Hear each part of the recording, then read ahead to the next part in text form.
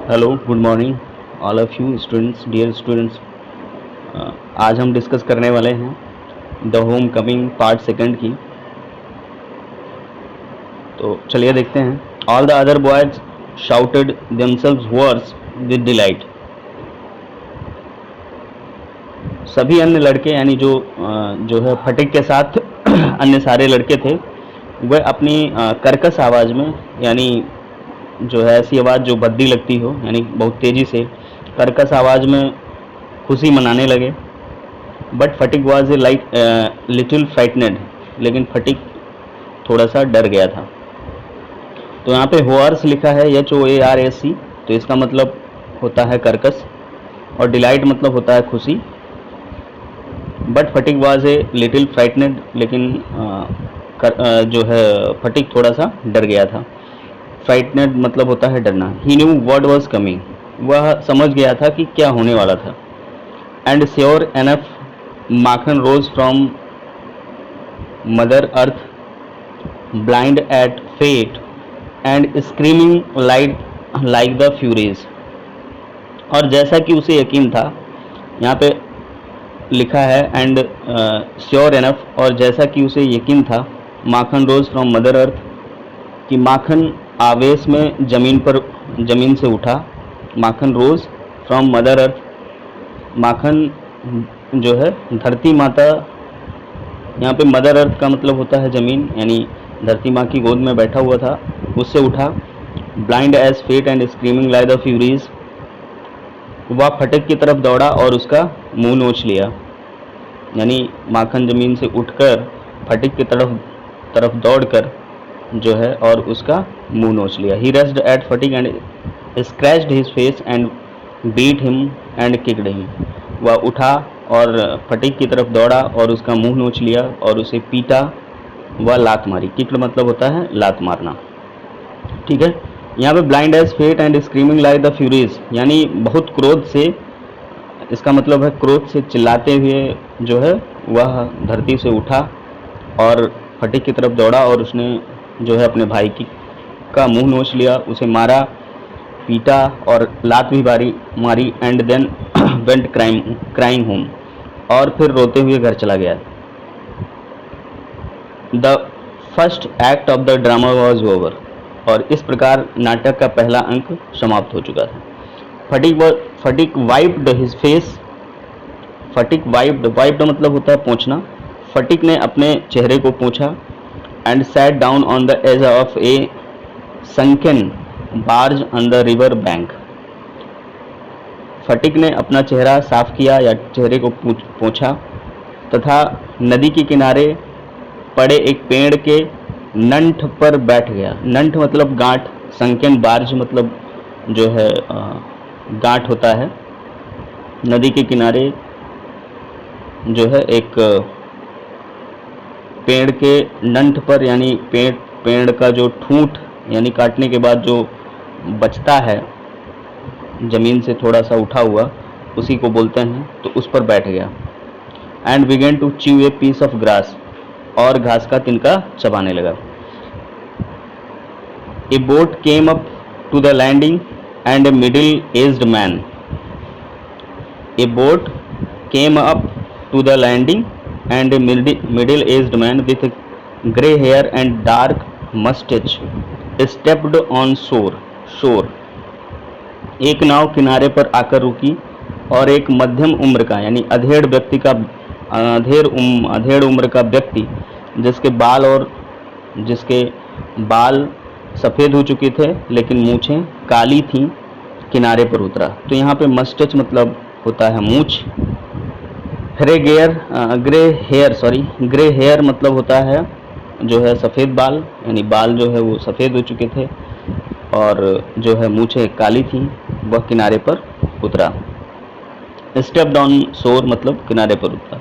He saw the boy sitting there doing nothing, उसने वहाँ खाली बैठे हुए लड़के को देखा, यानी उसने एक लड़के को देखा जो कुछ नहीं कर रहा था।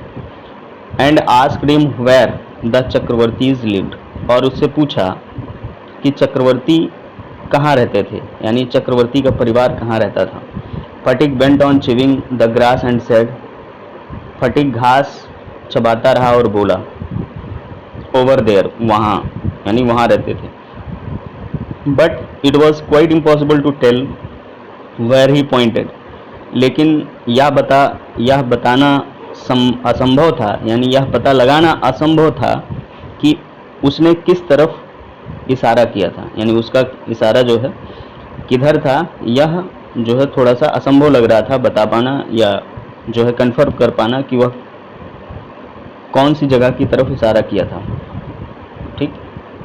The stranger asked him again, the stranger asked him again, उस अजनबी व्यक्ति ने, स्ट्रेंजर मतलब होता है अजनबी व्यक्ति जिसको हम जानते नहीं हैं, उस अजनबी व्यक्ति ने दोबारा पूछा। ही swung his legs to and fro on the side of the barge, अजनबी व्यक्ति ने दोबारा पूछा तो उसने अपने पैर को इधर उधर घुमाना शुरू किया। यहाँ पे लिखा है he swung his legs to fro on the side of the barge, यानी जो है फटीक ने अपने पैर को इधर उधर घुमाना शुरू किया या घुमाता रहा। एंड सेड, और बोला। ठीक है, यहाँ पे लेग्स टू एंड फ्रो का मतलब है पैर को इधर उधर घुमाना, यानी वह जो है जिस बार्ज पर, जिस ठूंठ पर बैठा हुआ था, जिस नंठ पर बैठा हुआ था, नंठ पर बैठा हुआ था, तो उस पर जो है बैठते हुए पैर को उसने घुमाना शुरू किया। एंड सेड, और बोला, गो एंड फाइंड आउट, जाओ और ढूंढो। गो एंड फाइंड आउट, जाओ और ढूंढो। And continued to chew the grass as before, और पहले की तरह ही घास चबाता रहा। But now a servant came down from the house, लेकिन अब एक नौकर घर से आया। But now a servant came from the house, लेकिन अब एक नौकर घर से आया और फटीक को बताया। And told fatigue his mother wanted him, और फटीक को बताया कि उसकी माँ उसे बुला रही थी। तो यहाँ पे सर्वेंट किसका था, तो ये फटीक का ही था। सर्वेंट फटीक के घर पे ही काम करने वाला था। Phatik refuse to move, Phatik ने जाने से मना कर दिया, इनकार कर दिया। But the servant was the master on this occasion, लेकिन जो नौकर था, सर्वेंट था, वह इस स्थिति के लिए तैयार था। वह जानता था पहले से कि आसानी से बुलाने पर वो नहीं जाएगा। अकेजन मतलब होता है अवसर या स्थिति। वह इस स्थिति के लिए तैयार था, यह इस स्थिति के लिए या अवसर के लिए तैयार था। ही टुक फटीक ऑफ रफली, उसने फटीक को ज़बरदस्ती उठाया। रफली मतलब होता है जो है ज़बरदस्ती करना भी होता है, और रफली मतलब क्या कहते हैं, धूर्तता पूर्वक भी होता है। एंड कैरिड हम, और उसे जो है ले गया। Kicking and struggling in important rage, और मतलब उसने फटीक को ज़बरदस्ती उठाया, उसे धकेलते हुए तथा गुस्से से संघर्ष करते हुए ले गया। यहाँ पे इम्पोर्टेंट जो है रेज लिखा है, तो इम्पोर्टेंट रेज मतलब हो गया कि संघर्ष करते हुए। ठीक है, संघर्ष मतलब गुस्से से संघर्ष करते हुए। स्ट्रगलिंग इन इम्पोर्टेंट रेज, इतना पूरा लिखना है, गुस्से से संघर्ष करते हुए। फिर आगे है when fatigue came into the house, जब फटीक घर में आया। हिज मदर सा हिम, उसकी माँ ने उसे देखा। शी कॉल्ड आउट एंग्रीली, वह उसे गुस्से से बोली, so you have been hitting Makhan again, तो तुमने फिर से माखन को मारा। फटीक आंसर्ड इंडिग्नेंटली, फटीक ने उत्तर दिया। फटीक ने, इंडिग्नेंटली मतलब होता है तुरंत उत्तर देना। फटीक ने तुरंत उत्तर दिया, no I haven't, who told you that, नहीं मैंने नहीं मारा, आपसे यह किसने कहा। His mother shouted, don't tell lies, you have, उसकी माँ चीखी कि झूठ मत बोलो, तुमने ही मारा है। यू हैव, तुमने ही मारा है। फटीक सेड सडनली, फटीक ने अचानक कहा, I tell you I haven't, मैं आपसे कह रहा हूँ कि मैंने नहीं मारा है, यानी मैं आपसे कहता हूँ या कह रहा हूँ मैंने नहीं मारा है। यू आस्क माखन, आप जो है माखन से ही पूछ लो। But Makhan thought it best to stick to his previous statement, लेकिन माखन ने सोचा कि वह अपनी पहले वाली बात पर ही अडिग रहेगा। यहाँ पे जो है प्रीवियस मतलब जो उसने आकर माखन को बताया, मतलब अपनी माँ को बताया होगा माखन ने, उसी बात पर अडिग रहने के लिए, स्टिक मतलब होता है खड़े रहना या चिपके रहना या अडिग रहना, ठीक है। तो अपनी पहली वाली बात पर ही अडिग रहने के लिए उसने सोचा, he said yes mother fatigue did hit me, उसने कहा हाँ माँ, फटीक ने ही मुझे मारा है, फटीक ने मुझे मारा है, ठीक। Phatik's patience was already exhausted, Phatik का धैर्य पहले ही जवाब दे चुका था। यहाँ पे पेशेंस मतलब होता है धैर्य, ऑलरेडी एग्जॉस्टेड मतलब खत्म हो जाना, या जो है एग्जॉस्टेड मतलब जवाब, मतलब समझो खत्म हो जाना होता है, एग्जॉस्ट मतलब होता है खत्म हो जाना या जो अपना धैर्य खो देता है। तो Phatik's patience was already exhausted, Phatik का धैर्य पहले ही जवाब दे चुका था, या फटीक पहले ही इस बात से दुखी था और ऊब चुका था। He could not here this injustice, वह इस बात को नहीं सुन सकता था। यानी यहाँ पे इनजस्टिस मतलब जो उसके साथ अन्याय हो रहा था, वह उस अन्याय को नहीं सुन सकता था। He rushed at Makhan and hammered him with blows. Take that, he cried, and that for telling lies. वह माखन की तरफ दौड़ा, यानी फटीक जो है माखन की तरफ दौड़ा और यह कहते हुए उस पर वार किए, यानी and hammered him with blows. Hammered him with blows मतलब होता है मुट्ठी बांध कर मारना, ठीक है। वह माखन की तरफ दौड़ा और मुट्ठी बांध कर जो है उस पर टूट पड़ा और बोला, चीखते हुए बोला, टेक दैट, यह ले, और ले, ही क्राइड, और चीखा, एंड दैट, और ले, फॉर टेलिंग लाइज, यानी फॉर टेलिंग लाइज, झूठ बोलने के लिए। यानी वह माखन की तरफ दौड़ा और कहते हुए उस पर कई वार किए उसने, मुट्ठे से, हाथ से कई वार किए, मूठ बांध कर, जिसको क्या बोलते हैं, पंच जिसको कहते हैं, उसने जो है अपने पंच से कई वार किए, मूठ बांध कर, ठीक है, बांध कर, तो उसने कई वार किए। His mother took Makhan side in a moment and pulled fatigue away, उसकी माँ ने उसी क्षण माखन की तरफदारी की। यहाँ पे हिज मदर टुक माखन से साइड, यानी माखन की तरफ वो हो गई, तो उसकी माँ ने जो है उसी क्षण माखन की तरफदारी की। एंड पुल्ड फटीक अवे, और फटीक को वहाँ से हटा दिया, या फटीक को वहाँ से दूर खींच लिया। Beating him with her hands, और अपने दोनों हाथों से उसे पीटने लगी। When fatigue pushed her aside, जब फटीक ने उन्हें अपने से अलग किया, यानी जब फटीक जो है वहाँ से हट गया, जब उसे वह पीट रही थी, शी शाउटेड आउट, तो वह चीखी, व्हाट यू लिटिल विलन, क्या अरे दुष्ट, व्हाट यू लिटिल विलन, क्या अरे, विलन मतलब होता है दुष्ट, ठीक है, शैतान, तो क्या अरे दुष्ट, would you hit your own mother, क्या तुम अपनी माँ को भी धक्का देगा, ठीक है, क्या तू अपनी माँ को भी धक्का देगा या अपनी माँ को भी जो है झटकेगा।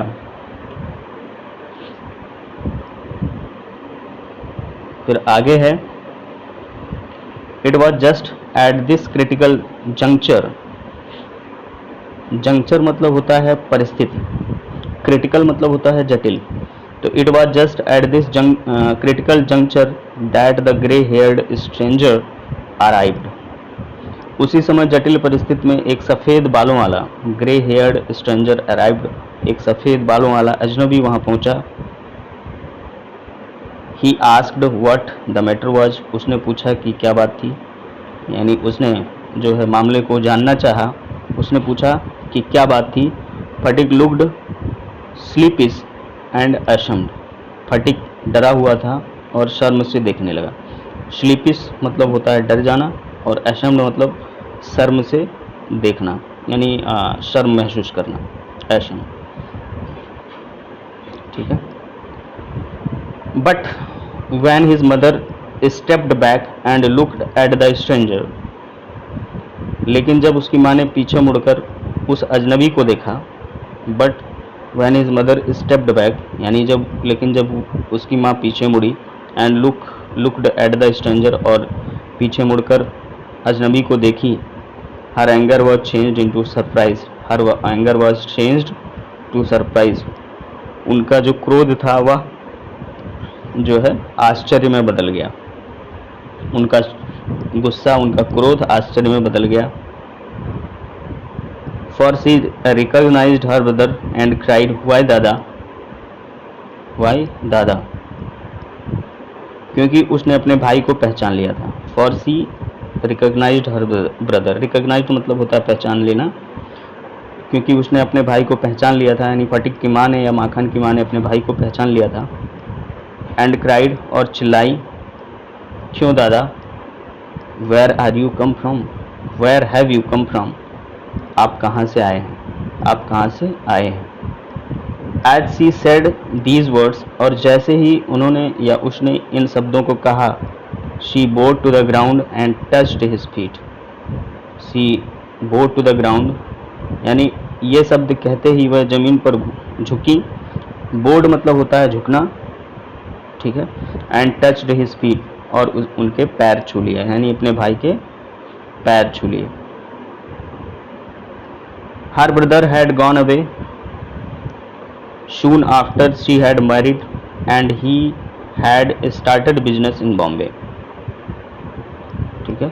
जैसे ही उनकी शादी हुई थी, यानी जैसे ही फटिक की माँ की शादी हुई थी, तो शादी के बाद उनका भाई जो है बॉम्बे चला गया था और वहीं व्यवसाय करना शुरू कर दिया था. ठीक है, बॉम्बे चला गया था और वहीं व्यवसाय करना शुरू कर दिया था. His sister and had lost her husband while he was in Bombay.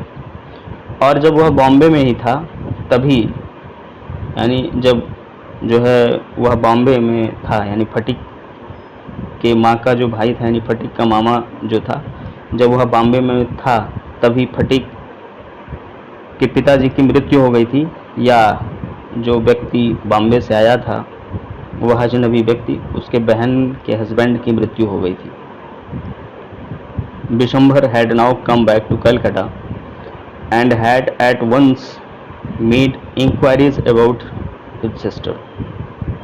Bishambar अब कलकत्ता वापस आ गया था और तुरंत उसने अपनी बहन के बारे में पूछा था.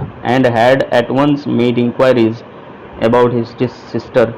तो inquiries मतलब होता है पूछताछ करना, और उसने तुरंत ही, यानी जैसे ही कलकत्ता वह वापस आया और तुरंत ही वह आकर अपनी बहन की खोजबीन करने लगा था. He had then hastened to see her as soon as he found out where she was. जैसे ही उसे अपनी बहन के बारे में पता चला, जैसे ही, hastened मतलब होता है कि जो है, hastened मतलब होता है, ये समझ लो कि जितनी जल्दी हो सके. ठीक है, तो हेस्ट से ये hastened बना है, यहाँ पर टी साइलेंट रहेगा. तो he had then hastened to see her as soon as he found out where she was. तो जैसे ही उसे अपने बहन के बारे में पता चला, तुरंत ही वह उससे मिलने के लिए आ गए, यानी तुरंत ही वह जहाँ पर रहती थी उसकी बहन, उनसे मिलने के लिए आ गया. तो आगे देखते हैं. The next few days there were full of rejoicing. The next few days there were full of rejoicing. Rejoicing मतलब होता है प्रसन्नता. अगले कुछ दिन उनके घर पे बड़ी प्रसन्नता थी, या फटिक और माखन के घर पे बड़ी प्रसन्नता वाली व्यक्ति थी. ठीक है, प्रसन्नता वाली स्थिति थी. ठीक, यानी प्रसन्नता व्यक्त करने वाली स्थिति थी. The brother asked after the education of the two boys. भाई ने, यानी फटिक की माँ की भाई ने दोनों लड़कों की शिक्षा के बारे में पूछा. He told by his sister that Fatik was a perpetual nonsense.